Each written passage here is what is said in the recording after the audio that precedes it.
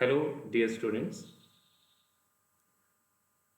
Under inflation accounting, we come across with the methods of inflation accounting, under which we have discussed about the first method, which is called current purchasing power method, that is CPP.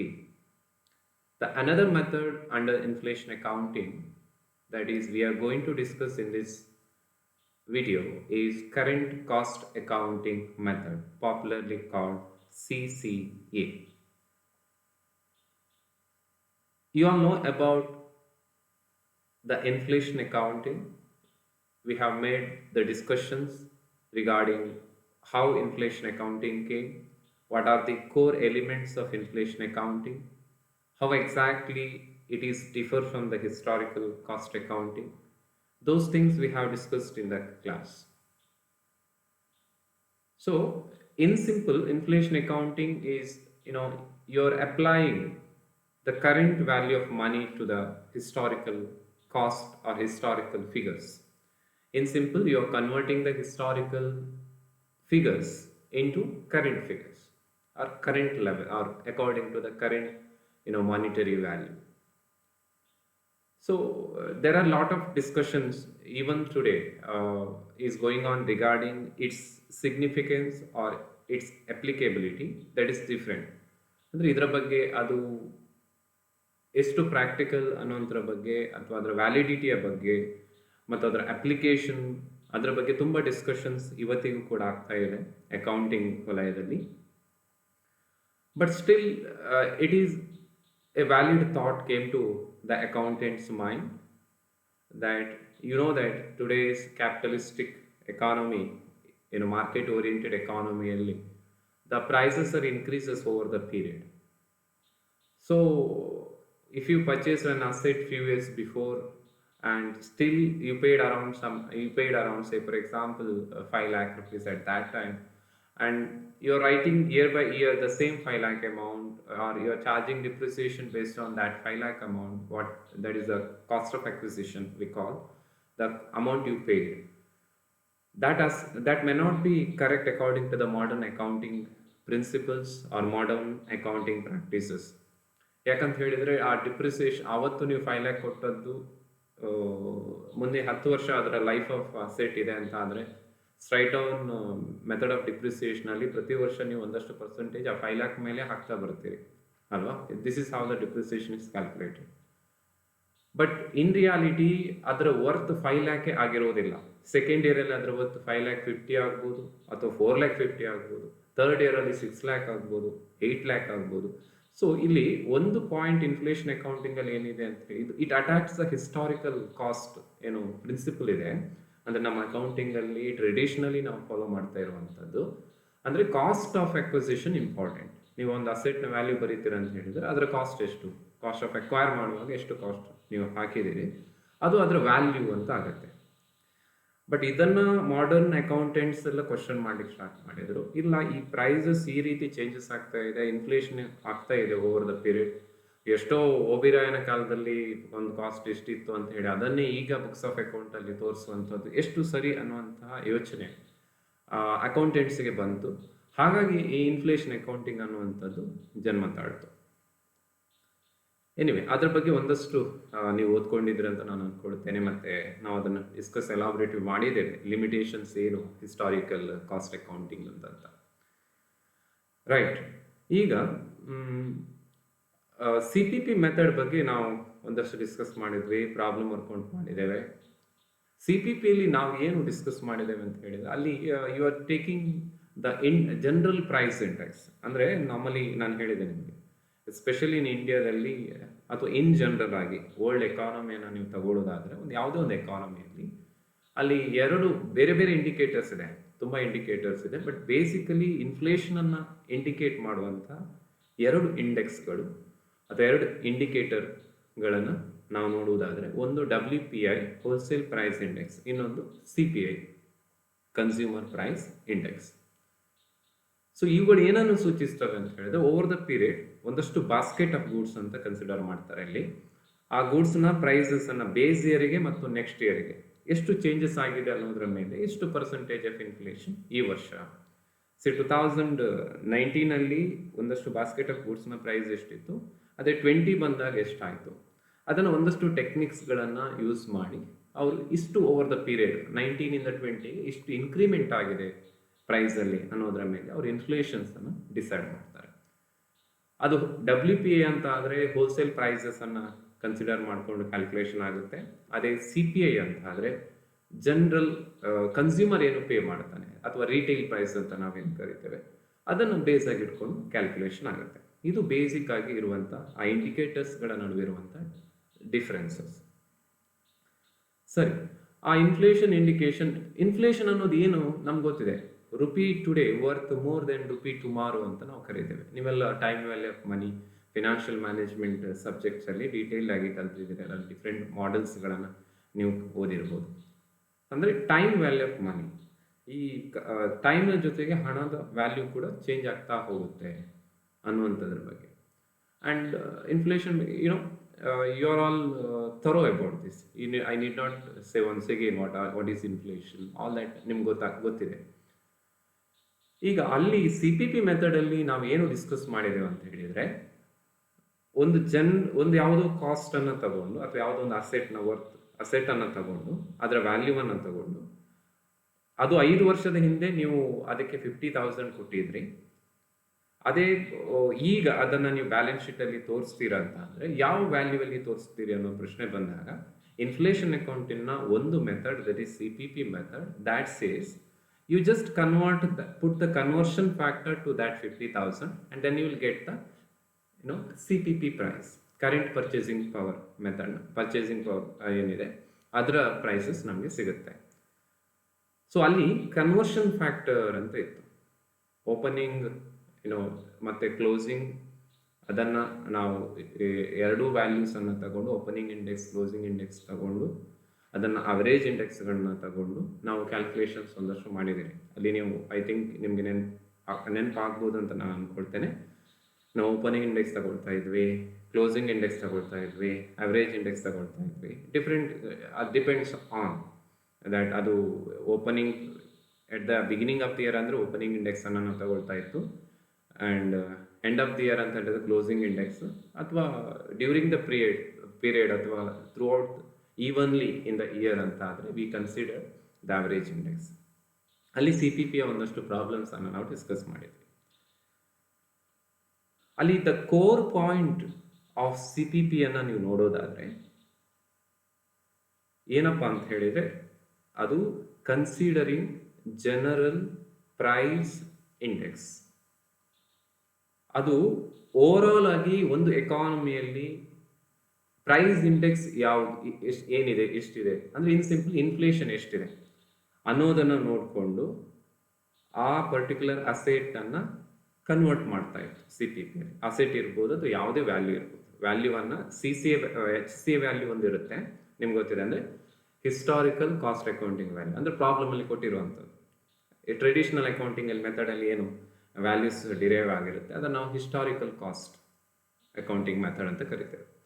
ಅದೇ inflation ಅಕೌಂಟಿಂಗ್ನ first method CPP, current purchasing power ಮೆಥಡಲ್ಲಿ ಆ historical cost accounting ವ್ಯಾಲ್ಯೂವನ್ನು ತಗೊಂಡು ಅದಕ್ಕೆ ಈ ರೀತಿ ಇಂಡೆಕ್ಸ್ಗಳನ್ನು ಹಾಕಿ ನಂತರ ಅದನ್ನು ಕನ್ವರ್ಟ್ ಮಾಡಿದಾಗ ಸಿಗುವ ಏನಿದೆ ಔಟ್ಪುಟ್ ಏನಿದೆ ಅದನ್ನೇ ನಾವು CPP ವ್ಯಾಲ್ಯೂ ಅಂತ ಕರಿತಿರುವಂಥದ್ದು. ಕರೆಂಟ್ ಪರ್ಚೇಸಿಂಗ್ ಪವರ್ ವ್ಯಾಲ್ಯೂಸ್ ಅಥವಾ ವ್ಯಾಲ್ಯೂ ಅಂಡರ್ CPP ಮೆಥಡ್ ಅಂತ, ರೈಟ್. ಸೊ ನಂತರ ಅದೇ ರೀತಿ ನಾವು ಒಂದಷ್ಟು ಪ್ರಾಬ್ಲಮ್ಸ್ ಮಾಡ್ತು. ಅಲ್ಲಿ ಅಸೆಟ್ಗೆ, ಲಯಬಿಲಿಟೀಸ್ಗೆ ಬೇರೆ ಬೇರೆ ಕಂಡೀಷನ್ಸ್. ನೀವು ಇನ್ನೊಂದ್ಸಲ ಅದನ್ನು ನೋಟ್ಸಲ್ಲಿ ನೀವು ಸ್ಟಾರ್ಟಿಂಗಿಂದ ಓದ್ತಾ ಹೋದರೆ ನಿಮಗೆ ಅದು ಕ್ಲಿಯರ್ ಆಗುತ್ತೆ ಏನು CPP. In simple the core of that CPP method ಇಷ್ಟೇ ಇದ್ದಂತೆ ಅಲ್ವಾ. HCA ಹಿಸ್ಟಾರಿಕಲ್ ಕಾಸ್ಟ್ ವ್ಯಾಲ್ಯೂಸ್ಗೆ ಕನ್ವರ್ಷನ್ ಫ್ಯಾಕ್ಟರ್ನ ಹಾಕುವಂಥದ್ದು ಅಥವಾ ಇಂಡೆಕ್ಸನ್ನು ಅಪ್ಲೈ ಮಾಡುವಂಥದ್ದು. ನಂತರ ಈಗಿನ ವ್ಯಾಲ್ಯೂ ಎಷ್ಟು ಅದರದ್ದು ಹಿಸ್ಟಾರಿಕಲ್ ಕಾಸ್ಟು ಅಷ್ಟು ಸರಿ ಕೊಟ್ಟದೇನಿದೆ ಅದನ್ನು ತಗೊಳ್ತೇವೆ, ಆದರೆ ಈಗಿನ ವ್ಯಾಲ್ಯೂ ಎಷ್ಟು ಅಂತೇಳಿ ನಮಗೆ ಈ ರೀತಿ ಕನ್ವರ್ಷನ್ ಫ್ಯಾಕ್ಟರ್ಸ್ ಅಥವಾ ಇಂಡೆಕ್ಸ್ ಹಾಕಿದಾಗ ಗೊತ್ತಾಗಿತ್ತು. ಈಗ ಅದರ ಇನ್ನೊಂದು ಮೆಥಡ್ ಅಂಡರ್ ಇನ್ಫ್ಲೇಷನ್ ಅಕೌಂಟಿಂಗ್ ನಾವೀಗ ಡಿಸ್ಕಸ್ ಮಾಡಲಿಕ್ಕಿದ್ದೇವೆ, that is current cost accounting.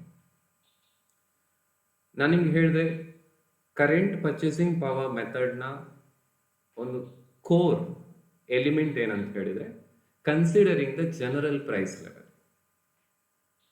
General price level ಅಂತ ಹೇಳಿದ್ರೆ ಒಂದು ಎಕಾನಮಿಯಲ್ಲಿ, ಒಂದು ಸಿಸ್ಟಮ್ ಅಲ್ಲಿ ಒಂದು ಇನ್ಫ್ಲೇಷನ್ ರೇಟ್ ಅಂತ ಇರುತ್ತೆ, ಜನರಲ್ ಪ್ರೈಸ್ ಇಂಡೆಕ್ಸ್ ಅಂತ ಇರುತ್ತೆ, ರೈಟ್? ಒಂದು ಪ್ರೈಸ್ ಇಂಡೆಕ್ಸ್, ಅದು ನೀವು ಜನರಲ್ ಆಗಿ ತಗೊಳ್ಳುವಂಥದ್ದು, ಯಾವುದೊಂದು ಸ್ಪೆಸಿಫಿಕ್ ಅಲ್ಲ.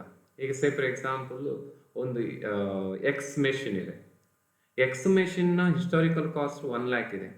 ಅದರ ಕರೆಂಟ್ ಕಾಸ್ಟ್ ಎಷ್ಟು ಅಂತ ನೋಡಬೇಕಾದ್ರೆ ಕರೆಂಟ್ ಪರ್ಚೇಸಿಂಗ್ ಪವರ್ ಮೆಥಡಲ್ಲಿ ನೀವೇನು ಮಾಡ್ತೀರಿ, ಆ inflation index for that year ಎಷ್ಟು ನೋಡ್ತೀರಿ, ಅದನ್ನು ನೀವು ಕನ್ವರ್ಟ್ ಮಾಡಿ ಹಾಕ್ತೀರಿ.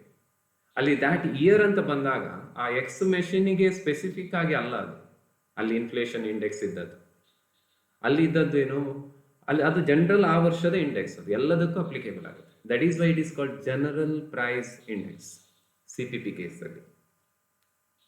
ಸೊ ಅಲ್ಲಿ ನಿಮಗೆ ಆ ಎಕ್ಸ್ ಮೆಷಿನ್ನ ಪ್ರೈಸಸ್ಸು ಮತ್ತು ಜನರಲ್ ಇಂಡೆಕ್ಸ್ ಕೆಲವು ಸಲ ಟ್ಯಾಲಿ ಆಗೋದಿರ್ಬೋದು. ಇದು ಯಾವ ರೀತಿ ನಾವು ಅರ್ಥ ಮಾಡ್ಕೋಬೇಕಂದ್ರೆ, ಈಗ ಇನ್ಫ್ಲೇಷನ್ ಒಂದು ಎಕಾನಮಿಯಲ್ಲಿ 5% ಇದೆ ಅಂತ ಹೇಳಿದ್ರೆ ಅದರ ಅರ್ಥ ಇನ್ ಜನರಲ್ ಏನು ಇನ್ಫರೆನ್ಸ್ ಏನು ಡ್ರಾ ಮಾಡ್ತೀರ, ಅದರಿಂದ ಇಂಟರ್ಪ್ರಿಟೇಷನ್ ಹೇಗೆ ಮಾಡ್ಬೋದು, ಹಿಂದಿನ ವರ್ಷದಿಂದ ಈ ವರ್ಷ ನೋಡುವಾಗ ಎಕಾನಮಿಯಲ್ಲಿ ಈ ಪ್ರೈಸಸ್ 5% ಜಾಸ್ತಿ ಆಗಿದೆ.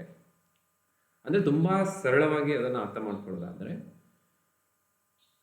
ಲಾಸ್ಟ್ ಇಯರ್ 100 ರೂಪಾಯಿ ಇದ್ರೆ ಯಾವುದೇ ಒಂದು ಪ್ರಾಡಕ್ಟಿನ ಉತ್ಪನ್ನದ ಬೆಲೆ, ಈ ವರ್ಷ ಅದು 105 ಆಗುತ್ತೆ, 105 ರೂಪಾಯಿ ಆಗುತ್ತೆ. ಅದು ಇನ್ ಸಿಂಪಲ್ ಆಗಿ, ಇದು ಟೆಕ್ನಿಕಲಿ ನಾನು ಹೇಳ್ತಾ ಇಲ್ಲ, ಇನ್ ಸಿಂಪಲ್ ಜನರಲ್ ಆಗಿ ಅದರಿಂದ ನಾವೇನು ಕನ್ಕ್ಲೂಷನ್ ಡ್ರಾ ಮಾಡ್ತೇವೆ ಅಂತ ನಾನು ಹೇಳ್ತಾ ಇದ್ದೇನೆ. ಓಕೆ, ಆದರೆ ನೀವು ಇನ್ಫ್ಲೇಷನ್ ಒಂದು ಎಕಾನಮಿಯಲ್ಲಿ ಆಗ್ತದೆ ಸರಿ, ಆದರೆ ಎಲ್ಲ ಪ್ರಾಡಕ್ಟ್ಗಳ ಪ್ರೈಸಸ್ ಒಂದೇ ಪ್ರಪೋರ್ಷನಲ್ಲಿ ಇನ್ಕ್ರೀಸ್ ಆಗುತ್ತಾ ಅನ್ನುವಂಥದ್ದು ಕ್ವಶನ್. 5% ಇನ್ಫ್ಲೇಷನ್ ಆಗಿದೆ, ಹಾಗಂತ 5% ಇನ್ಫ್ಲೇಷನ್ 5% ಪ್ರೈಸ್ ಜಾಸ್ತಿ ಆಗಿದೆ ಅಂತ ಅನ್ಕೊಳ್ಳಿ. ಹಾಗಾದ್ರೆ ಎಲ್ಲ ಪ್ರಾಡಕ್ಟ್ಗಳ ಪ್ರೈಸಸ್ ಅಲ್ಲಿ 5% ಜಾಸ್ತಿ ಆಗುತ್ತಾ? ಇಲ್ಲ, ಆಗ್ಬೇಕಾಗಿಲ್ಲ. ಕೆಲವು 10% ಆಗಿರ್ಬೋದು, ಕೆಲವು 20% ಆಗಿರ್ಬೋದು, ಕೆಲವು 150% ಆಗಿರ್ಬೋದು, ಕೆಲವದ್ರಲ್ಲಿ ಡಿಕ್ರೀಸ್ ಆಗಿರ್ಬೋದು, ವೆರಿ ಲೆಸ್ ಚಾನ್ಸಸ್ ಇನ್ ರೇರ್ ಕೇಸಸ್ ಅಲ್ಲಿ. ಅಂದರೆ ಆ 5% ಅಂದರೆ ಎಲ್ಲವೂ ಕೂಡ 5% ಇನ್ಕ್ರೀಸ್ ಆಗಿದೆ ಅಂತಲ್ಲ, ಅದು ಅವರೇಜ್.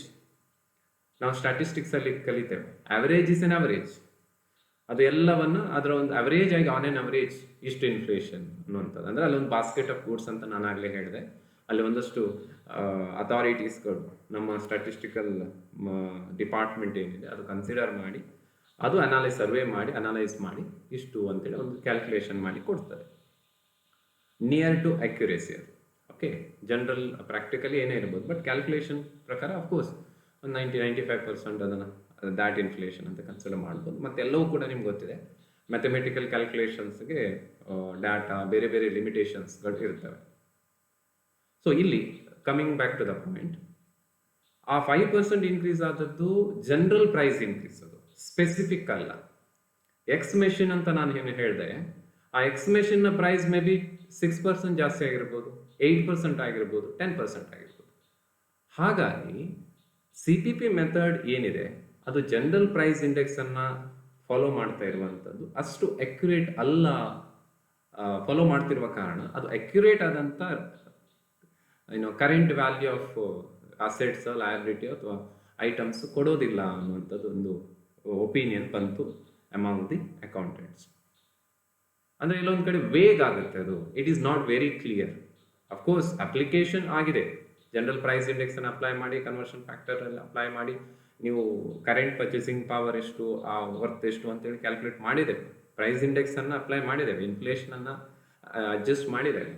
ಬಟ್ ಅದು ಆ ಇನ್ಫ್ಲೇಷನ್ ಅನ್ನು ಅಡ್ಜಸ್ಟ್ ಮಾಡುವಾಗ ಇನ್ಫ್ಲೇಷನ್ ರೇಟ್ ಏನು ತಗೊಂಡಿದ್ದೇವೆ, ಇಂಡೆಕ್ಸ್ ಏನು ತಗೊಂಡಿದ್ದೇವೆ, ಅದು ಜನರಲ್ ಇಂಡೆಕ್ಸ್, ಅದು ನಾಟ್ ಎ ಸ್ಪೆಸಿಫಿಕ್ ಇಂಡೆಕ್ಸ್. ಎಕಾನಮಿಲಿ ಇರುವಂಥ ಎಲ್ಲ ಪ್ರಾಡಕ್ಟ್ಗಳು ಒಂದೇ ಪ್ರಪೋರ್ಷನಲ್ಲಿ ಪ್ರಾಡಕ್ಟ್ಗಳ ಪ್ರೈಸ್ ಒಂದೇ ಪ್ರಪೋರ್ಷನಲ್ಲಿ ಇನ್ಕ್ರೀಸ್ ಆಗುವುದಿಲ್ಲ. ಆದ್ದರಿಂದ ಅಲ್ಲಿ ಸ್ಪೆಸಿಫಿಕ್ ಆದಂಥ ಇಂಡೆಕ್ಸ್ ಬೇಕು. ನಾರ್ಮಲಿ ಈಗ ಜ್ವರ ಬರುತ್ತೆ ಅಂತ ಅನ್ಕೊಳ್ಳಿ, ಬೇರೆ ಬೇರೆ ಕಾರಣದಿಂದ ಜ್ವರ ಬರುತ್ತೆ, ಅದನ್ನ ಡಯಾಗ್ನೋಸ್ ಮಾಡಬೇಕಾಗುತ್ತೆ. ನಿಮ್ಗೆ ಗೊತ್ತಿದೆ, ರೀಸೆಂಟ್ ನಾವೆಲ್ಲ ಸಫರ್ ಆಗ್ತಾ ಇರುವಂಥ ಕೊರೋನಾ ಇರ್ಬೋದು, ಹಾಗೆ ಅದರಲ್ಲೂ ಕೂಡ ಬೇರೆ ಬೇರೆ ವೆರೈಟೀಸ್ ಆಫ್ ಫೀವರ್ಸ್ ಇದೆ. ಸೊ ಬಟ್ ಡಯಾಗ್ನೈಸ್ ಮಾಡಿ ಅದಕ್ಕೆ ಕರೆಕ್ಟ್ ಆದಂಥದ್ದು ಏನು, ಅದು ಯಾವ ಕಾರಣದಿಂದ ಜ್ವರ ಬಂದಿದೆ. ಅದೇ ರೀತಿ ಇಲ್ಲಿ ಕೂಡ ಅಷ್ಟೇ ಸ್ಪೆಸಿಫಿಕೇಶನ್ ಇಂಪಾರ್ಟೆಂಟ್. ಆ ಸ್ಪೆಸಿಫಿಕೇಶನ್ ಗೊತ್ತಾದಾಗ ಮಾತ್ರ ನಿಮಗೆ ಕರೆಕ್ಟ್ ಆದಂಥ ಅದಕ್ಕೆ ಟ್ರೀಟ್ಮೆಂಟನ್ನು ಕೊಡಲಿಕ್ಕಾಗುತ್ತೆ. ಇಲ್ಲಿ ಕೂಡ ಅಷ್ಟೇ ಕರೆಕ್ಟ್ ಆದಂಥ ನಿಮಗೆ ವ್ಯಾಲ್ಯೂ ಸಿಗ್ತದೆ. And when you generalise it, what happens, ಅಲ್ಲಿ ನಿಮಗೆ ಸರ್ಟೇನ್ ಆರ್ ಡೆಫಿನೆಟ್ ಅಥವಾ ಅಕ್ಯುರೆಸಿ ಕಡಿಮೆ ಆಗುತ್ತೆ. ನೀವು ಜನರಲ್ ಇಂಡೆಕ್ಸನ್ನು ಎಲ್ಲದಕ್ಕೂ ಒಂದೇ, all one size fit for all ಅಂತ, ಆ ರೀತಿ CPP ಒಂದೇ ಸೈಜ್ ಎಲ್ಲದಕ್ಕೂ, ಯಾವುದು ಬಂದರೂ ಕೂಡ ಅದೇ ಪರ್ಟಿಕ್ಯುಲರ್ ಇದನ್ನು ಇಂಡೆಕ್ಸನ್ನು ಹಾಕುವಂಥದ್ದು. ಸೊ ಇದು ಒಂದು ಕರೆಂಟ್ ಪರ್ಚೇಸಿಂಗ್ ಪವರ್ ಮೆಥಡ್ನ ಲಿಮಿಟೇಷನ್ ಆಗುತ್ತೆ. ನಂತರ people accounting thought of we should come out with a specific index, another method where we can find the more accuracy in the numbers. So then the current cost accounting method was introduced. Idanna Francine Sandiland until 1975 ಅಲ್ಲಿ ಅವರ chairmanship ಅಲ್ಲಿ introduce ಮಾಡ್ತಾರೆ. So ಇದು basic differences. ನಾನು ನಿಮ್ಗೆ ಯಾಕೆ ಇಷ್ಟೆಲ್ಲ ಇದಕ್ಕೆ ಪೀಠಿಕೆ ಹೇಳಿದೆ ಅಂತ ಹೇಳಿದ್ರೆ, ಕರೆಂಟ್ ಪರ್ಚೇಸಿಂಗ್ ಪವರ್ನ core element general price index, current cost accounting method ಏನಿದೆ CCA, ಅದರ ಕೋರ್ ಎಲಿಮೆಂಟ್ ಏನಂತ ಹೇಳಿದರೆ, ಅದರ ಸೋಲ್, ಹಾರ್ಟ್ ಆ್ಯಂಡ್ ಸೋಲ್ ಏನಂತ ಹೇಳಿದರೆ ಅದು ಸ್ಪೆಸಿಫಿಕ್ ಪ್ರೈಸ್ ಇಂಡೆಕ್ಸ್. ಡೆಫಿನೆಟ್ ಆದಂಥ ಒಂದು ಪ್ರೈಸ್ ಇಂಡೆಕ್ಸ್. ಪ್ರತಿ ಅಸೆಟ್ಟಿಗೆ ಒಂದು ಇಂಡೆಕ್ಸ್ ಇದೆ. ಜನರಲ್ ಪ್ರೈಸ್ ಇಂಡೆಕ್ಸ್ ಅಂತ ಬರೋದಿಲ್ಲ. ಪ್ರತಿ ಏನು ಐಟಮ್ ಕೊಡ್ತಾರೆ ಅದಕ್ಕೊಂದು ಇಂಡೆಕ್ಸ್ ಇದೆ. ಅಕ್ಕಿಗಿದೆ, ಗೋಧಿಗಿದೆ, ಸಕ್ಕರೆಗಿದೆ, ರಾಗಿಗಿದೆ, ಹೀಗೆ ಪ್ರತಿಯೊಂದಕ್ಕೂ ಅದರದೇ ಆದಂಥ ಪ್ರೈಸ್ ಇಂಡೆಕ್ಸ್. ಬಟ್ ಅಲ್ಲಿ ಅಕ್ಕಿ, ಗೋಧಿ, ರಾಗಿ, ಸಕ್ಕರೆ ಎಲ್ಲದಕ್ಕೂ ಒಂದೇ CPP. So this is the difference. Okay, let us move on to the, ನಾನೊಂದು ಜಸ್ಟ್ ಥಿಯರಿಟಿಕಲ್ ಏನು ಬ್ಯಾಕ್ಗ್ರೌಂಡ್ ಇದೆ ಅದನ್ನು ಸ್ಟ್ರೈಟ್ ಅವೇ ಓದ್ತಾ ಹೋಗ್ತೇನೆ. ಆ್ಯಂಡ್ ಅಲ್ಲಿ ಜಸ್ಟ್ ಅದನ್ನು ಓದಿ ಅಲ್ಲೇ ಎಕ್ಸ್ಪ್ಲೇನ್ ಮಾಡ್ತಾ ಹೋಗ್ತೇನೆ. I think that is enough, I hope so. CPP method is based on changes in the value of all the items in general. ಇದನ್ನು ನಾನು ಈ ಡಿಸ್ಕಷನ್ಸನ್ನು ನಾನು ಓದ್ತಾ ಹೋಗ್ತೇನೆ. ಐ ಹೋಪ್ ನಿಮಗೆ ನೆಕ್ಸ್ಟ್ ಒಂದು ಎಕ್ಸಾಮ್ ಆದರೆ ಆ ಕೇಸಲ್ಲಿ ನೀವು ಏನು ಇದನ್ನು ಈ ರೀತಿ ಎಕ್ಸಾಮಿನೇಷನ್ನ ಪಾಯಿಂಟ್ ಆಫ್ ವ್ಯೂಲ್ಲಿ ಈಗ ಓದಬೇಕಾಗುತ್ತೆ. Of course even I am not intended in that way, but ನಿಮಗೆ ಈಗ ಪ್ರೆಸೆಂಟ್ ಕನ್ಸರ್ನ್ ಇರುವಂಥದ್ದು ಈಗ you don't know when that exam going to happen and that date, all that, but ನೋಡೋಣ. But still I just read out so that I hope if you listen once it will give you clarity. ಅಥವಾ ನೀವು ಓದಿದ ಹಾಗೂ ಆಗುತ್ತೆ. So ಅಲ್ಲಿ ಅದರ ಏನು explanation ಕೂಡ ಅಲ್ಲಿ ನಾನು ಮಾಡ್ತೇನೆ. CPP method is based on changes in the value of all the items in general. It uses general price index for restatement of historical cost values in items of current purchasing power, ಅಥವಾ ಅದನ್ನು in terms of current purchasing power. CPP does not consider specific price changes of the individual item. ಇದು ಗೊತ್ತಿದೆ ನನಗೆ, ನಾವು discuss ಮಾಡಿದೆ. CPP ಏನಂತ ಹೇಳಿದ್ರೆ ಅದು ಜನರಲ್ ಪ್ರೈಸ್ ಚೇಂಜಸ್ ಅನ್ನು ನೋಡುತ್ತೆ. It uses a general price index. ಅದು ಸ್ಪೆಸಿಫಿಕ್ ಪ್ರೈಸ್ ಚೇಂಜಸ್ ಅನ್ನು ಕನ್ಸಿಡರ್ ಮಾಡೋದಿಲ್ಲ. Right. It should be noted that price changes related to individual items may not be according to the general price changes. ಇದು important ಇದೆ. ನಾನು ಆಗಲೇ ಹೇಳಿದೆ, ಸಕ್ಕರೆ ಇರ್ಬೋದು, ಗೋಧಿ ಇರ್ಬೋದು, ಆರ್ ಎನಿ ಅದರ್ ಐಟಮ್ಸ್ ಇರ್ಬೋದು, ಆ ಪ್ರೈಸಸ್ ಬದಲಾವಣೆ, ಸಕ್ಕರೆ ರೇಟ್ ಜಾಸ್ತಿ ಆಗೋದು ಮತ್ತು ಗೋಧಿ ರೇಟ್ ಒಂದೇ ರೀತಿ ಇರೋದಿಲ್ಲ ಅಂತ ಅಲ್ಲಿ ಹೇಳ್ತಾ ಇದ್ದಾರೆ. ಅಂದರೆ ಅದು ಜನರಲ್ ಆಗಿ ಯಾವತ್ತೂ ಪ್ರೈಸ್ ಇನ್ಕ್ರೀಸ್ ಆಗೋದಿಲ್ಲ, ಅದು ಸ್ಪೆಸಿಫಿಕ್ ಆಗಿರುತ್ತೆ. Right. Therefore, to overcome this problem, a method has been developed in 1975 by a committee headed by Professor Francis Sandiland. Francis Sandiland ಅಂತೇಳಿ UK ಅಲ್ಲಿ ಒಂದು ಕಮಿಟಿಯನ್ನು ಎಸ್ಟಾಬ್ಲಿಷ್ ಮಾಡ್ತಾರೆ. ಅಲ್ಲಿ ತುಂಬ ಕ್ರಿಟಿಸಿಸಮ್ ಬರುತ್ತೆ CPP ಮೆಥಡ್ ಬಗ್ಗೆ. ನಂತರ 1975 ಬೇರೆ ಬೇರೆ ಅಮೆರಿಕನ್ ಅಕೌಂಟಿಂಗ್ ಅಸೋಸಿಯೇಷನ್ ಇರ್ಬೋದು, ಬ್ರಿಟನ್ನಲ್ಲಿದ್ದಂಥ ICMA, ಬೇರೆ ಬೇರೆ ಅಸೋಸಿಯೇಷನ್ ಅಕೌಂಟಿಂಗ್ಗೆ ಸಂಬಂಧಪಟ್ಟದ್ದು, ಅವರು ಬೇರೆ ಬೇರೆ ಕಮಿಟಿಯನ್ನು ಎಸ್ಟಾಬ್ಲಿಷ್ ಮಾಡ್ತಾರೆ. ಅಲ್ಲಿ ಒಂದು 1975 ಅಲ್ಲಿ ತುಂಬ ಸುಟೇಬಲ್ ಆದಂಥ ಅಪ್ರಾಪ್ರಿಯೇಟ್ ಆದಂಥ ಮೆಥಡನ್ನು ಕೊಟ್ಟಿರುವಂಥ ಕಮಿಟಿ, ಅದು ಫ್ರಾನ್ಸಿಸ್ ಸ್ಯಾಂಡಿಲ್ಯಾಂಡ್ ಕಮಿಟಿ. ಆ ಮೆಥಡನ್ನು ಅವರು ಕರೆಂಟ್ ಕಾಸ್ಟ್ ಅಕೌಂಟಿಂಗ್ ಮೆಥಡ್ ಅಂತ ಕರೀತಾರೆ. The method called current cost accounting method. Okay, ಇದಿಷ್ಟು ಇದರ ಬ್ಯಾಕ್ಗ್ರೌಂಡ್. ಈಗ ಇಲ್ಲಿ ಏನಾಗುತ್ತೆ, ಹೇಗೆ ಈ ಮೆಥಡ್ ಹೇಗೆ ವರ್ಕ್ ಆಗುತ್ತೆ? ಇಲ್ಲಿ 4 ಬೇಸಿಕ್ ಅಡ್ಜಸ್ಟ್ಮೆಂಟ್ ಅನ್ನು ಮಾಡ್ತೇವೆ, ಅಂದರೆ 4 ಕ್ಯಾಲ್ಕುಲೇಷನ್ಸ್ ಅನ್ನು ಮಾಡ್ತೇವೆ. ಅದನ್ನು adjustment to be made in CCA method ಅಂತ ಕರಿತೇವೆ. ಅದನ್ನು ಯಾಕೆ ಮಾಡ್ತೇವೆ ಅಂತ ಹೇಳಿದ್ರೆ, for calculating the current cost operating profit. ಈಗ ಇಲ್ಲಿ ನಮಗೆ ಆಪರೇಟಿಂಗ್ ಪ್ರಾಫಿಟ್ ಅಂದರೆ ಗೊತ್ತಿದೆ, ಬಿಸ್ನೆಸ್ ಆಪರೇಷನ್ ಇಂದ ಏನು ಪ್ರಾಫಿಟ್ ಬರುತ್ತೋ ಅದನ್ನು ಆಪರೇಟಿಂಗ್ ಪ್ರಾಫಿಟ್ ಅಂತ ಕರಿತೇವೆ. ಅದೇ ನಾನ್ ಆಪರೇಟಿಂಗ್ ಅಂತಾನು ಗೊತ್ತಿದೆ. ಈಗ ಯಾವುದೊಂದು ಕಂಪನಿಗೆ ಪ್ರಾಫಿಟ್ ಬಂದಿದೆ, ಬಟ್ ಅದರ ಕೋರ್ ಬಿಸ್ನೆಸ್ ಇಂದ ಬಂದದಲ್ಲ, ಏನೋ ಬೇರೆ ಕಡೆ ಇನ್ವೆಸ್ಟ್ ಮಾಡಿದ್ರೆ ಅದರಿಂದ ಬಂದಿದೆ, ಅದನ್ನು ನಾನ್ ಆಪರೇಟಿಂಗ್ ನೀವು ಕಲ್ತಿದ್ದೀರಿ. ಅಂಡರ್ ಫಂಡ್ ಫ್ಲೋ ಸ್ಟೇಟ್ಮೆಂಟ್ ಎಲ್ಲ ಮಾಡುವಾಗ ಆಪರೇಟಿಂಗ್, ನಾನ್ ಆಪರೇಟಿಂಗ್ ಅಂತೆಲ್ಲ ಕಲ್ತಿದ್ದೀವಿ ಫಂಡ್ ಫ್ಲೋ, ಕ್ಯಾಶ್ ಫ್ಲೋದಲ್ಲಿ. ಈಗ ಕರೆಂಟ್ ಕಾಸ್ಟ್ ಆಪರೇಟಿಂಗ್ ಪ್ರಾಫಿಟ್ ಅಂದರೆ, ಆಪರೇಟಿಂಗ್ ಪ್ರಾಫಿಟ್ ಅಂದ್ರು ಸೇ ಫಾರ್ ಎಕ್ಸಾಂಪಲ್ ಈಗ historical profit and loss account ಇದೆ, ಅಂದರೆ profit and loss account prepared based on the historical figure, ಅಂದರೆ without applicating adjusting for the inflation. ಅಲ್ಲಿ ಏನು ಪ್ರಾಫಿಟ್ ಬಂದಿರುತ್ತಲ್ಲ ಅದನ್ನು ನಾವು ಆಪರೇಟಿಂಗ್ ಪ್ರಾಫಿಟ್ ಅಂತ ಕರಿತೇವೆ, ಅಥವಾ ಹಿಸ್ಟಾರಿಕಲ್ ಆಪರೇಟಿಂಗ್ ಪ್ರಾಫಿಟ್ ಅಂತ. ಅದೇ ನೀವು ಇನ್ಫ್ಲೇಷನ್ ಅನ್ನು ಅಡ್ಜಸ್ಟ್ ಮಾಡಿದ ನಂತರ profit and loss account prepare ಮಾಡ್ತೀರಿ, ಅಥವಾ ಇನ್ಫ್ಲೇಷನ್ ಅಡ್ಜಸ್ಟ್ಮೆಂಟ್ ಮಾಡಿ profit and loss account prepare ಮಾಡ್ತೀರಿ, ಅಲ್ಲಿ ನಿಮ್ಗೊಂದು ಪ್ರಾಫಿಟ್ ಸಿಗುತ್ತಲ್ಲ ಅದನ್ನು current cost profit operating profit ಅಂತ ಕರೀತಾರೆ. ಸೊ ಇದೆಲ್ಲವೂ ಮಾಡುವ ಅಡ್ಜಸ್ಟ್ಮೆಂಟ್ ಇದೆಲ್ಲ, ಅದು it is nothing but adjusting the historical cost item for inflation. ಎಲ್ಲ ಅಡ್ಜಸ್ಟ್ಮೆಂಟ್ ಮಾಡಿದಾಗ ಏನು ಹಿಸ್ಟಾರಿಕಲ್ ಕಾಸ್ಟ್ ಫಿಗರ್ಸ್ ಇರ್ತವೆ, ಯಾವುದೇ ಇರ್ಬೋದು, ಅಸೆಟ್ ಇರ್ಬೋದು, ಲಯಬಿಲಿಟಿ ಇರ್ಬೋದು, ಬೇರೆ ಬೇರೆ ಎಕ್ಸ್ಪೆನ್ಸಸ್ ಇರ್ಬೋದು, ಇನ್ಕಮ್ ಇರ್ಬೋದು, ವಾಟ್ ಎವರ್, ಅದೆಲ್ಲವನ್ನ ಈ ಅಡ್ಜಸ್ಟ್ಮೆಂಟ್ಗಳನ್ನು ಮಾಡಿದಾಗ ಅದು ಇನ್ಫ್ಲೇಷನ್ ಅಡ್ಜಸ್ಟೆಡ್ ಆಗುತ್ತೆ. ನಂತರ ಅಲ್ಲಿ ಕರೆಂಟ್ ಕಾಸ್ಟ್ ಪ್ರಾಫಿಟನ್ನು ನಾವು ಕ್ಯಾಲ್ಕುಲೇಟ್ ಮಾಡಲಿಕ್ಕಾಗುತ್ತೆ. ಅದು ಇನ್ಫ್ಲೇಷನ್ ಅಡ್ಜಸ್ಟೆಡ್ ಆಪರೇಟಿಂಗ್ ಪ್ರಾಫಿಟ್ ಅಥವಾ ಕರೆಂಟ್ ಕಾಸ್ಟ್ ಆಪರೇಟಿಂಗ್ ಪ್ರಾಫಿಟ್ ಆಗುತ್ತೆ. Okay, right. ಈಗ ಏನು ಅಡ್ಜಸ್ಟ್ಮೆಂಟ್ ಮಾಡ್ತೇವೆ? ಫಸ್ಟಿಗೆ ಡಿಪ್ರಿಸಿಯೇಷನ್ ಅಡ್ಜಸ್ಟ್ಮೆಂಟ್ ಮಾಡ್ತೇವೆ. ನಿಮ್ಗೆ ಗೊತ್ತಿದೆ, depreciation charged as per HCA and depreciation charge as per CCA differs. ನಾವು ಅದನ್ನು ಬೇಸಿಕ್ ಡಿಸ್ಕಷನ್ ಮಾಡುವಾಗ limitations of historical accounting, cost accounting discuss ಮಾಡಿದ್ದೇವೆ. ಏನಂತ ಹೇಳಿದ್ರೆ, ಡಿಪ್ರಿಸಿಯೇಷನ್ ಅನ್ನು ನೀವು ಅಲ್ಲಿ ಕಾಸ್ಟ್ ಆಫ್ ಅಕ್ವಿಸಿಷನ್ ಅಥವಾ ಕಾಸ್ಟ್ ವ್ಯಾಲ್ಯೂ ಮೇಲೆ ಚಾರ್ಜ್ ಮಾಡ್ತಾ ಹೋಗ್ತೇವೆ.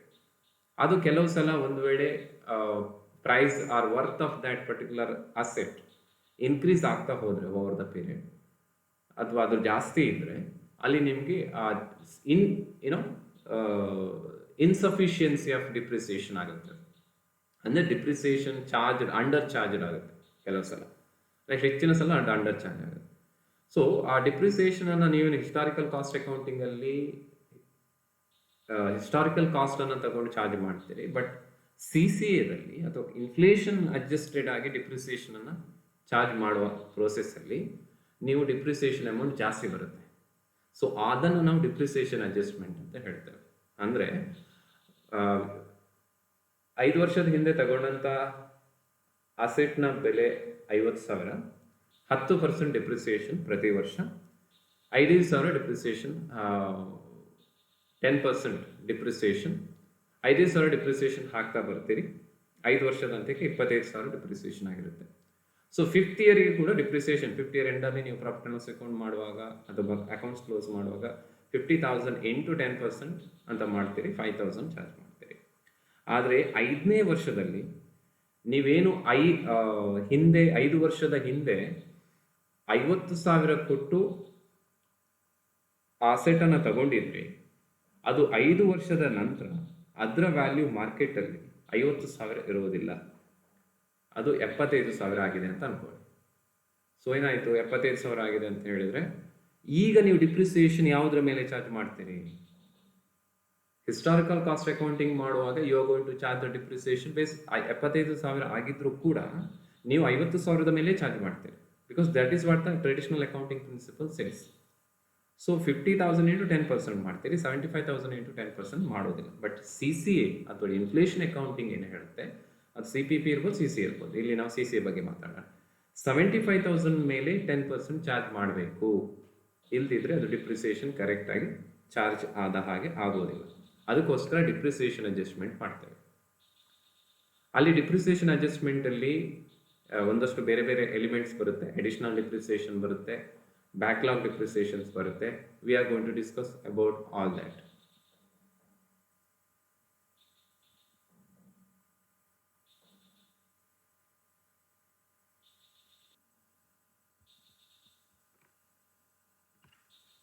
ಓಕೆ, ನೆಕ್ಸ್ಟ್ ಇರುವಂಥದ್ದು ಕಾಸ್ಟ್ ಆಫ್ ಸೇಲ್ಸ್ ಅಡ್ಜಸ್ಟ್ಮೆಂಟ್. ಅಲ್ಲಿ ಕೂಡ ಏನಾಗುತ್ತೆ ಅಂದರೆ, ಕಾಸ್ಟ್ ಆಫ್ ಸೇಲ್ಸ್ ಅಡ್ಜಸ್ಟ್ಮೆಂಟ್ ಯಾಕೆ ಮಾಡಬೇಕು ಅಂದರೆ, ನೀವೀಗ ಕರೆಂಟ್ ಇಯರಲ್ಲಿ ಸೇಲ್ ಮಾಡ್ತೀರಿ, ನಿಮಗೊಂದು 1 lakh ರೆವೆನ್ಯೂ ಬರುತ್ತೆ, ಸೇಲ್ ವ್ಯಾಲ್ಯೂ. ಅದು ಈಗ ಸಿಕ್ಕಿದ್ದು, ರೈಟ್ ನಾವು ಕರೆಂಟ್. ಅದೇ ನೀವು ಸೇಲ್ ಮಾಡಿ ಏನು ಮಾಡಿದ್ದು, ಸೇಲ್ ಮಾಡಿದ್ದು ಪ್ರಾಡಕ್ಟ್ಗಳನ್ನು. ಪ್ರಾಡಕ್ಟ್ ಮಾಡಬೇಕಾದ್ರೆ ನಿಮಗೇನು ಖರ್ಚಾಗಿದೆ, ಅಲ್ಲಿ ರಾ ಮೆಟೀರಿಯಲ್ಸು, ಲೇಬರು, ಬೇರೆ ಬೇರೆ ಎಲಿಮೆಂಟ್ಸ್, ಅದರ್ ಐಟಮ್ಸ್ ಎಲ್ಲ ಖರ್ಚಾಗಿದೆ. ಈಗ ರಾ ಮೆಟೀರಿಯಲ್ ಎಕ್ಸಾಂಪಲನ್ನು ತಗೊಳ್ಳೋಣ. ನೀವು ರಾ ಮೆಟೀರಿಯಲನ್ನು 2 ವರ್ಷದ ಹಿಂದೆ ಅಥವಾ 1 ವರ್ಷದ ಹಿಂದೆ ತಗೊಳ್ತೀರಿ. ಆವಾಗ ಅದರ ಪ್ರೈಸ್ 80 rupees ಇತ್ತು. ನೀವು ಸೇಲ್ ಮಾಡುವಾಗ ಅದನ್ನು ರಾ ಮೆಟೀರಿಯಲನ್ನು ಕನ್ವರ್ಟ್ ಮಾಡಿ ಫಿನಿಶ್ ಗೂಡ್ಸ್ ಮಾಡಿ ಸೇಲ್ ಮಾಡೋ ಟೈಮಿಗೆ ಮಾರ್ಕೆಟಲ್ಲಿ ಅದೇ ರಾ ಮೆಟೀರಿಯಲ್ ನೀವೇನು 80 ರೂಪಾಯಿಗೆ ತಗೊಂಡಿದ್ರು ಅದಕ್ಕೆ 100 ರೂಪಾಯಿ ಆಗಿದೆ. ಬಟ್ ನೀವು ನಿಮ್ಮ ಪ್ರಾಫಿಟ್ ಅಂಡ್ ಲಾಸ್ ಅಕೌಂಟಲ್ಲಿ ಕಾಸ್ಟ್ ಆಫ್ ಮೆಟೀರಿಯಲ್ ತೋರಿಸುವಾಗ ಏನು ಮಾಡ್ತೀರಿ, you are going to show just 80 rupees. So ಈ ಡಿಫರೆನ್ಸಸ್ ಏನಿದೆ ಅಲ್ಲಿ CCA ಹೇಳುತ್ತೆ ಅಥವಾ ಇನ್ಫ್ಲೇಷನ್ ಅಕೌಂಟಿಂಗ್ ಹೇಳುತ್ತೆ, ಇಲ್ಲ ನೀವು 80 rupees ಪೇ ಮಾಡಿದರೂ ಕೂಡ ನೀವು ನಿಮ್ಮ ಸೇಲ್ ವ್ಯಾಲ್ಯೂ ಆಗುವಾಗ, ನಿಮಗೆ ಸೇಲ್ ಆಗುವಾಗ ರೆವೆನ್ಯೂ ಸಿಕ್ಕಿದಾಗ ಕಾಸ್ಟ್ ಆಫ್ ಮೆಟೀರಿಯಲ್ ಎಷ್ಟಿತ್ತು ಅದು ಕಾಸ್ಟ್ ಆಫ್ ಮೆಟೀರಿಯಲ್ ಆಗುತ್ತೆ. ಸೊ ಆ ಡಿಫ್ರೆನ್ಸ್ ಏನು ಅದನ್ನು ಅಡ್ಜಸ್ಟ್ ಮಾಡುವಂಥದ್ದು ಕಾಸ್ಟ್ ಆಫ್ ಸೇಲ್ಸ್ ಅಡ್ಜಸ್ಟ್ಮೆಂಟ್. ಅದೇ ರೀತಿ ಮಾನಿಟರಿ ವರ್ಕಿಂಗ್ ಕ್ಯಾಪಿಟಲ್ ಅಡ್ಜಸ್ಟ್ಮೆಂಟ್ ಅಂತ ಮಾಡಬೇಕು. ನೀವು ಹಿಂದೆ ನಾವು ಅಂದ್ಕೊಳ್ತೇವೆ, ಈಗ ನಿಮಗೆ ಸೇ ಫಾರ್ ಎಕ್ಸಾಂಪಲ್ ಒಂದು ದಿನ ಒಬ್ಬ ವ್ಯಕ್ತಿಯನ್ನು ಒಂದು ದಿನ ಅವನು ಕಳಿಬೇಕಾದ್ರೆ ಎಷ್ಟು ಅವನಿಗೆ ಬೇಕಾಗಿದ್ದಂಥ ಅವಶ್ಯಕತೆ, ಸೇ ಫಾರ್ ಎಕ್ಸಾಂಪಲ್ ನೀವು ಇಫ್ 10 years ಬ್ಯಾಕ್ ಅಂತ ಅಂದ್ಕೊಳ್ಳಿ, ಸ್ಟೂಡೆಂಟ್ಸಿಗೆ ಪಾಕೆಟ್ ಮನಿ 100 ರೂಪಾಯಿ ಕೊಟ್ಟರೆ 1 ವಾರಕ್ಕೆ ಸಾಕಾಗ್ತಿತ್ತು ಬಸ್ಸಿಗೆ, ಅದು ಬೇರೆ ಅದಕ್ಕೆ 100-150 ರೂಪಾಯಿ. ಬಟ್ ಇವತ್ತು 500 ರೂಪಾಯಿ ಕೊಟ್ಟರು ಸಾಕಾಗೋದಿಲ್ಲ. ಅದು that is your working capital, right? In simple ಅಂದರೆ ತುಂಬ ಸಿಂಪ್ಲಿಫೈ ಆಗಿ ರಿಲೇಟ್ ಮಾಡೋದಾದ್ರೆ ನಿಮಗೆ ನಿಮ್ಮ ಡೇ ಟು ಡೇ ಎಕ್ಸ್ಪೆನ್ಸಸ್ಗೆ ಬೇಕಾಗುವಂಥ ಅಮೌಂಟ್ ಅದು ಒಬ್ಬ ಸ್ಟೂಡೆಂಟ್ಗೆ. ಸೊ ಹಿಂದೆ 150 ರೂಪಾಯಿ ಕೊಟ್ಟರು 1 ವಾರಕ್ಕೆ ಬಸ್ ಟಿಕೆಟ್ಗೆ, ಊಟಕ್ಕೆ, ಅದು ಬೇರೆ ಬೇರೆ ಪರ್ಪಸ್ಗೆ ಸಾಕಾಗ್ತಿದ್ದು, ಮೈನರ್ ಪೆಟ್ಟಿ ಎಕ್ಸ್ಪೆನ್ಸಸ್ಗೆ. ಬಟ್ ಈಗ 500 ಕೂಡ ಸಾಕಾಗೋದಿಲ್ಲ ಅಂದರೆ ಏನು, ವರ್ಕಿಂಗ್ ಕ್ಯಾಪಿಟಲ್ ರಿಕ್ವೈರ್ಮೆಂಟ್ ಜಾಸ್ತಿ ಆಗಿದೆಯಾ ಅಂತನಾ, ಅಥವಾ ಅದರ ವರ್ತ್ ಆಫ್ ಇದು ಕಡಿಮೆ? ಅಫ್ಕೋರ್ಸ್ ರಿಕ್ವೈರ್ಮೆಂಟ್ ಕೂಡ ಜಾಸ್ತಿ ಆಗಿರ್ಬೋದು, ಬಟ್ ರಿಕ್ವೈರ್ಮೆಂಟ್ಗಿಂತ ಜೊತೆಗೆ ಆ ಪರ್ಟಿಕ್ಯುಲರ್ ಮನಿ ವ್ಯಾಲ್ಯೂ ಕಡಿಮೆ ಆಗಿದೆ. ಹಿಂದೆ ಏನು 10 ರೂಪಾಯಿಗೆ ಸಿಗ್ತಾ ಇತ್ತು, ಈಗ ಅದೇ 40 ರೂಪಾಯಿ ಆಗಿದೆ, 50 ರೂಪಾಯಿ ಆಗಿದೆ. ಬೆಸ್ಟ್ ಎಕ್ಸಾಂಪಲ್ ನಿಮ್ಮ ನೋಟ್ಬುಕ್. ಆ 200 ನೋಟ್ಬುಕ್ಕನ್ನು ನೀವು ತಗೊಂಡ್ರೆ ಹಿಂದೆ 15 ರೂಪೀಸ್ಗೆ 20 ರೂಪೀಸ್ ಸಿಗ್ತಾ ಇತ್ತು, ಈಗ 50 ರೂಪೀಸ್, 55 ರೂಪೀಸ್, 60 ರೂಪೀಸ್ ಆಗಿದೆ.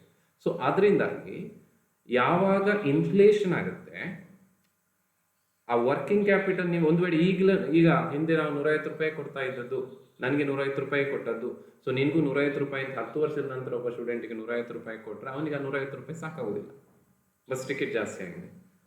ಸೊ ಅಲ್ಲಿ ಇನ್ಸಫಿಷಿಯನ್ಸಿ ಆಫ್ ವರ್ಕಿಂಗ್ ಕ್ಯಾಪಿಟಲ್ ಆಗುತ್ತೆ. ಸೊ ಅದರ ಬಗ್ಗೆ ಮಾತಾಡುವಂಥದ್ದೇ ಇಲ್ಲಿ ಈ ಮಾನಿಟರಿ ಕ್ಯಾಪಿಟಲ್ ಅಡ್ಜಸ್ಟ್ಮೆಂಟ್. ಅಂದರೆ ನೀವು ಹಿಸ್ಟಾರಿಕಲ್ ಕಾಸ್ಟ್ ಪ್ರಕಾರ ಏನು ಕ್ಯಾಲ್ಕುಲೇಟ್ ಮಾಡಿರ್ತೀರಿ, ಇಷ್ಟು ವರ್ಕಿಂಗ್ ಕ್ಯಾಪಿಟಲ್ ಇದೆ, ಅದು ಇಷ್ಟು ಬೇಕಾಗುತ್ತೆ, ಇಷ್ಟು ಇದೆ ಅಂತ ಹೇಳಿ, ಆ್ಯಕ್ಚುಲಿ ಅಷ್ಟು ಇರೋದಿಲ್ಲ. ಅಲ್ಲಿ because of inflation working capital ಕಡಿಮೆ ಆಗಿರುತ್ತೆ, ರೈಟ್? ಮತ್ತೆ ಈಗ ಅಡಿಷನಲ್ ಆಗಿ ವರ್ಕಿಂಗ್ ಕ್ಯಾಪಿಟಲ್ ರಿಕ್ವೈರ್ಮೆಂಟ್ ಆಗಿ ಇದೆ, ಅದು ಸಾಕಾಗೋದಿಲ್ಲ ಅನ್ನೋದನ್ನು ಹೇಳುವುದನ್ನು ಇಲ್ಲಿ monetary capital working capital adjustment ಹೇಳುತ್ತೆ.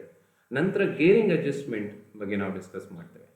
ಇಲ್ಲಿ ಗೇರಿಂಗ್ ಅಡ್ಜಸ್ಟ್ಮೆಂಟ್ ಏನು ಅಂತ ಹೇಳಿದರೆ, ಇದು ಒಂದು ರೀತಿ benefit of taking the debt ಅಂತ ನಾವು ಕನ್ಸಿಡರ್ ಮಾಡ್ಬೋದು. ಅಂದರೆ ಫಾರ್ ಎಕ್ಸಾಂಪಲ್,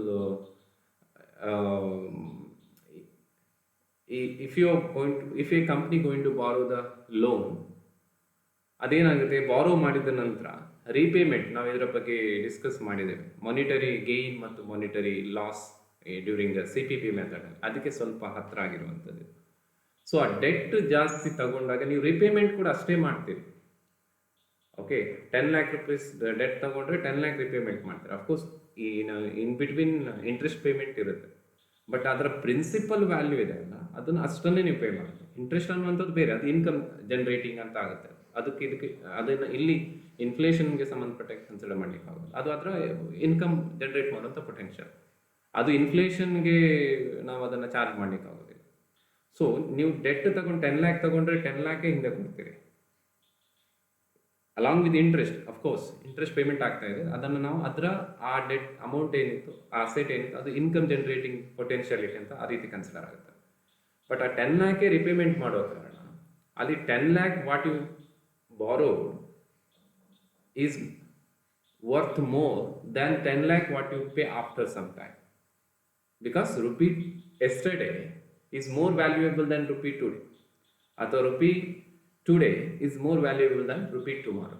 ಸೊ ಈ ರೀತಿಯಿಂದಾಗಿ ಅಲ್ಲಿ ಒಂದಷ್ಟು ಬೆನಿಫಿಟ್ ಆರ್ಗನೈಸೇಷನ್ಗೆ, ಅಥವಾ ಯಾರು ಬಾರೋ ಮಾಡ್ತಾರೋ ಅಥವಾ ಯಾರು ಡೆಟ್ ತಗೋತಾರೋ ಅದರಿಂದ ಆಗುತ್ತೆ. ಅದನ್ನು ನಾವು ಗೇರಿಂಗ್ ಅಡ್ಜಸ್ಟ್ಮೆಂಟ್ ಅಂತ ಹೇಳ್ತೇವೆ. ಈ ಮೂರೂ ಕೂಡ actually negative, depreciation, cost of sales, monetary working capital.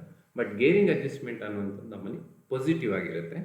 Because of ಇನ್ಫ್ಲೇಷನಿಂದ positive ಆದಂಥ ರೀತಿಯಲ್ಲಿ ಕಂಪನಿಯ ಬ್ಯಾಲೆನ್ಸ್ ಶೀಟ್ ಮೇಲೆ ಇಂಪ್ಯಾಕ್ಟ್ ಮಾಡುತ್ತೆ ಗೇರಿಂಗ್ ಅಡ್ಜಸ್ಟ್ಮೆಂಟ್. ಅದೇನು ಅಂತೇಳಿ ಇನ್ ಡೀಟೇಲ್ ಆ ಪರ್ಟಿಕ್ಯುಲರ್ ಆಸ್ಪೆಕ್ಟ್ ಬಂದಾಗ ಡಿಸ್ಕಸ್ ಮಾಡೋಣ. In addition to these 4 adjustment, there will be another adjustment ಇರುತ್ತೆ normally. In addition there will be an adjustment related to the disposable of fixed asset.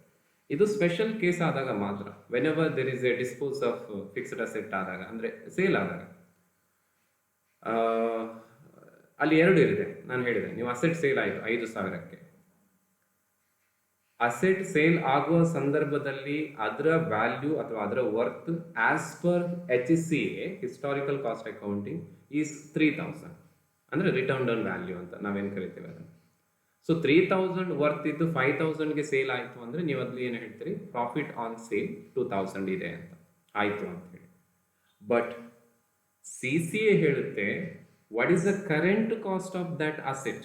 ಆ 5,000 asset sale ಆಗಿದೆಲ್ಲ, ಅದರ HCA value 3,000, but what is the current value as per CCA, as per specific, after applying the specific price index. ಅದನ್ನು calculate ಮಾಡಿ ನೋಡಿದಾಗ ಅದು ಹೇಗೆ calculate ಆಗುತ್ತೆ, ಆ ಹಿಸ್ಟಾರಿಕಲ್ ಕಾಸ್ಟನ್ನು ತಗೊಂಡು ಇಲ್ಲಿ ಸ್ಪೆಸಿಫಿಕ್ ಪ್ರೈಸ್ ಇಂಡೆಕ್ಸ್ ಅನ್ನು ಅದರ ಮೇಲೆ ಹಾಕಿ ಅದರ ನಂತರ ಕನ್ವರ್ಷನ್ ಆದಂಥ ವ್ಯಾಲ್ಯೂ ಸಿಗುತ್ತಲ್ಲ, ಅದು CCA ವ್ಯಾಲ್ಯೂ. ಅದು CCA ವ್ಯಾಲ್ಯೂ ಮೇ ಬಿ 4,000 ಇರ್ಬೋದು. ಸೊ ಆ ಡಿಫ್ರೆನ್ಸ್ ಏನಿದೆ, ಇಲ್ಲಿ CCA ಪ್ರಾಫಿಟ್ 1,000 ಆ್ಯಕ್ಚುಲಿ, ಬಟ್ ಅಲ್ಲಿ ನೋಡಿದಾಗ ಅದು 2,000. ಸೊ ಈ ಎಲ್ಲ ಆಸ್ಪೆಕ್ಟ್ಗಳನ್ನು ನಾವು ಇನ್ ಡೀಟೇಲ್ ಆಗಿ we are going to discuss.